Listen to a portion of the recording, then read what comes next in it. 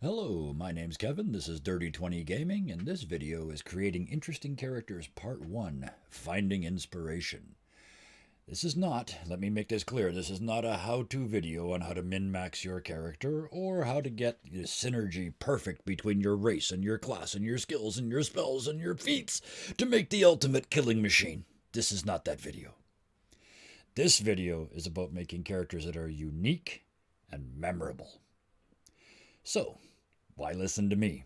Well, to answer that, I would suggest you go and watch Too Many Warlocks on the Mercenaries of Mischief, Twitch, and YouTube channels. Links in the description below, as usual.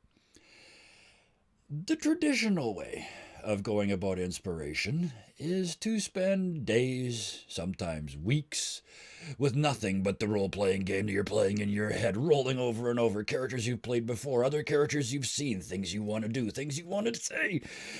And you do that to the extent where you lose sleep, you don't work as well as you should, and you forget that you have a spouse. This system works, but it is not for everyone. I have an alternative. In fact, I have a couple of alternatives. These are not in any way, shape, or form a comprehensive list of ways that you can increase your chances of getting inspiration. What they are is more of a way to kick your brain in the ass to get it to do what it's supposed to do. And I'm sure you guys have your own ways of doing it, and I would love it if you would share those below so we can all benefit from that. That would be awesome. So once again, not a comprehensive list. It boils down to two things for me. There's two real simple ways to get this done. One is spend some time staring at the character sheet for the game that you play. I don't mean a full one, I mean an empty one. And look for the spaces that you don't usually look at. If you always play hammer-headed melee characters, how about picking something with a high wisdom or a high charisma? It can be that simple.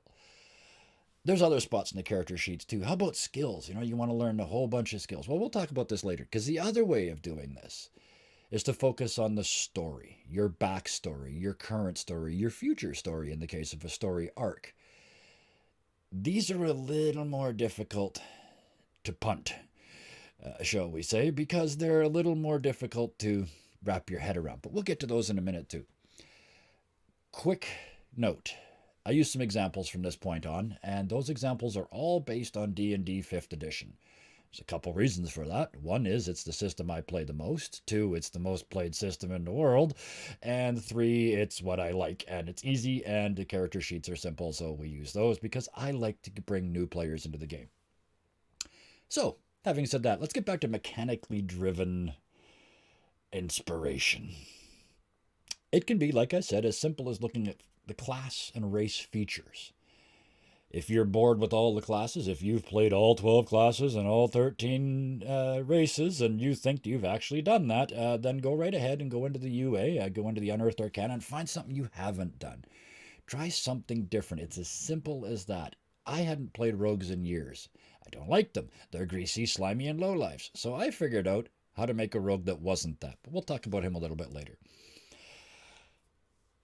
Skills is another thing you can look at. Just look at that list of skills on that sheet there and look at those and think which ones are A, never used, animal handling, B, I haven't used. In other words, I'm always a charisma-based character, so I've never used these strength ones before. Let's try those out.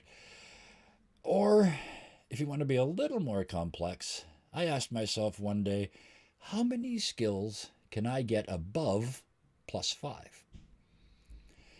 That ended up with a mastermind half-elf rogue with a courtier background who had 8 skills that were +5 and above, spoke 7 languages, and all of that before level 3. Another mechanics thing to mix. A lot of people are very worried about making sure that their race and their class complement each other. Well, try doing exactly the opposite. Hill Dwarf Monk. And make it a dex-based monk. Don't cheat and make it a strength-based monk. Make it a dex-based monk. See what it's like to play a character whose strengths are not what you need them to be. Interesting, right? Now for the slightly more challenging ones, the story-driven inspiration. These are tough. These mostly, for me, come in the form of what-if questions. What if a character that should have been a bard became a warlock? Well, you end up with a vainglorious warlock and the world's greatest distraction. What if a child was given horrendous, huge, massive magical powers? Well, that's how I ended up with my 5-year-old Storm Sorcerer character. There is one other thing I want to talk about. There's a special case. There's one that does both. It's mechanical and story driven. And this is weakness. This is making a character specifically bad at something. And don't cheat. Don't go, oh, well, my wizard has a strength of 6, therefore I have a bad stat. My fighter has an intelligence of 4, but that's my bad stat. No. Make a cleric with a wisdom of 6. I have one. She can actually do damage to you, healing you. Because for those of you that are familiar with 5e, you realize that a stat of 6 gives you a -2 modifier. Well, you roll 1d8 for healing. If you roll a 1 minus 2, she can physically cause damage to you trying to heal you. And she wants nothing more in the world than to be the greatest healer that ever lived.